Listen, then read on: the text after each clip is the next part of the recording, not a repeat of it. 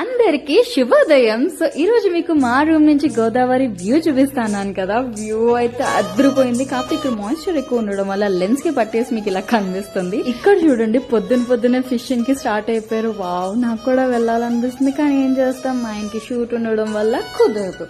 It's okay, no problem. First అయితే tiffin చేసేసి దాని తర్వాత వ్యూని ఎంజాయ్ చేయాలి. రాజమండ్రి ఎప్పుడు వచ్చినా సరే టెంపుల్స్ కి ఆర్ పుష్కరాలకి ఎయిర్పోర్ట్ కి ఇలా వచ్చి వెళ్ళిపోవడం తప్ప ఇలా గోదావరి పక్కన ఒక రిసార్ట్ తీసుకుని ఇలాంటి క్లైమేట్ లో గోదావరిని ఎంజాయ్ చేస్తుంటే ఎంత గోదావరి అంతా. ఇప్పుడు మా ఆయనకి మేకప్ వేసేసి షూట్ కి అయితే రెడీ చేసేసాను.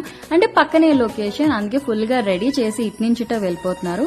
మా ఆయనకి టాటా బాయ్ బాయ్ చెప్పేసి నేను ఈ గోదావరి పక్కన ఈ గోదావరి బ్రిడ్జిని చూస్తూ హాయిగా కూర్చున్నాను.